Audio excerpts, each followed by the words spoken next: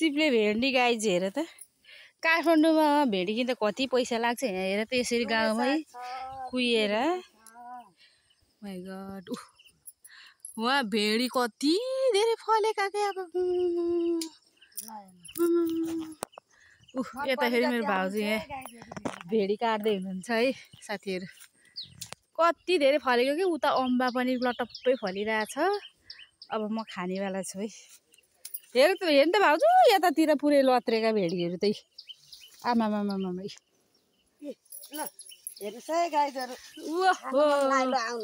खाना मन लायो आउनु होला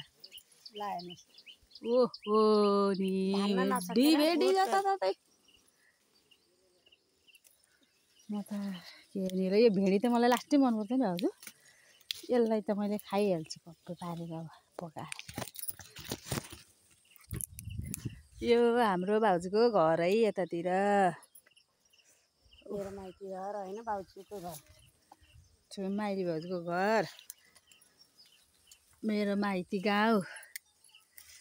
दुई पिप्ले आयो एक डोको भेडी टिपे हम अब यसलाई चट्ट पकाउने तिलको छोप हाल्ने अनि झ्याममा खाने यत्रो भेडी टिपिसक्यो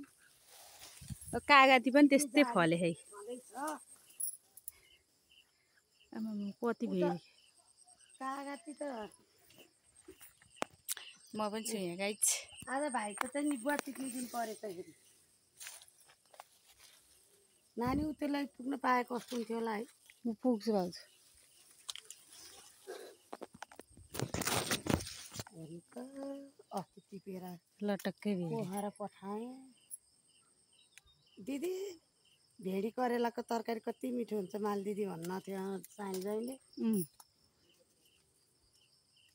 आउनुहुन्छ होला आज आउनुहुन्छ है भोलि आउनुहुन्छ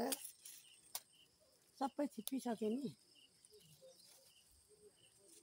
हेर्नुहोस् त जम्मै छिप्पिसक्यो नसकेर माथि पनि त्यस्तै छ हेरी साइलीमै कैँचीले नि धोका दियो कैँचीले धरी अरे बाबा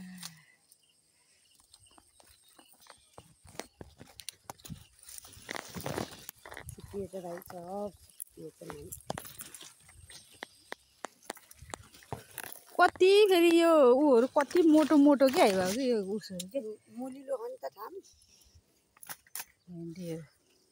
मुलिलो ठाम जेलाई खानपिने हो कि टन्न मोल खा पानीहरू खा यो दुधे कटालो तिलको छोप राखेर है कस्तो मिठो हुन्छ कि जानै के खाने के खाने के गाइज गाउँमा त यस्तो हुन्छ काठमाडौँमा फेरि किन्नै पर्छ जे पनि भाइ कर्कालो कति राम्रो मुलाको साग छ मुला छ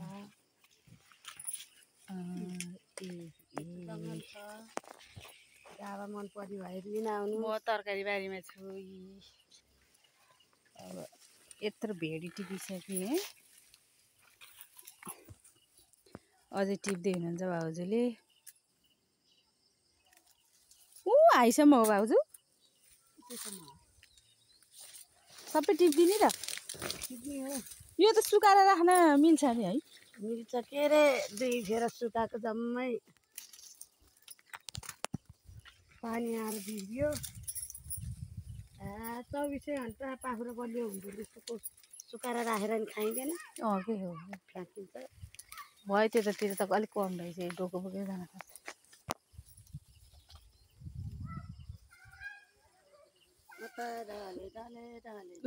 डलिरहेको हुन्छ भयो भाउजू यति टिप यता माथि छ त्यतै जाने चप्पलै नलाउनु हुन्छ तपाईँले फेरि ल गाइज हामी भेडी यत्रो टिपेर जाँदैछौँ अब भाउजूले बनाउनुहुन्छ रेसिपी भेन्डीको सेयर गरौँ ल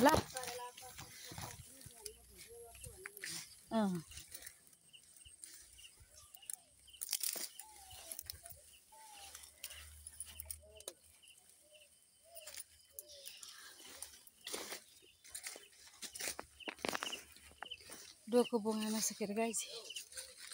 बारीबाट म आउँदैछु यतातिर।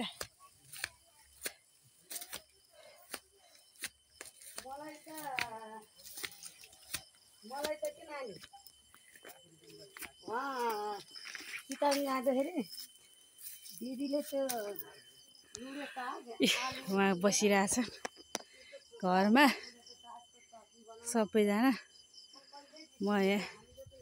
अब भैँसी देखाउँछु है। हाम्रो भैँसीको गोठ भैँसी दुईटा के छ यहाँ सुँगुर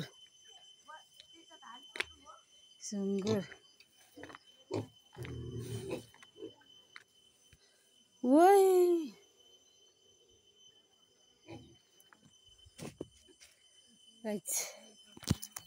यता कति सानो कागती। Oh my god कागती यो चाहिँ मेरो माइती गाउँ है घर। सुँगुर पाल्नुहुन्छ भैँसी। अब साग साग खाने मान्छे कोही छैन कि फेरि यहाँ आइपुगेँ म। गाईहरू तरकारी किन्ने जुगा पनि भेट्टाएछ। ऊ यता खाँदैछन् खाजा। भिडियो बना हो कि हाले होइन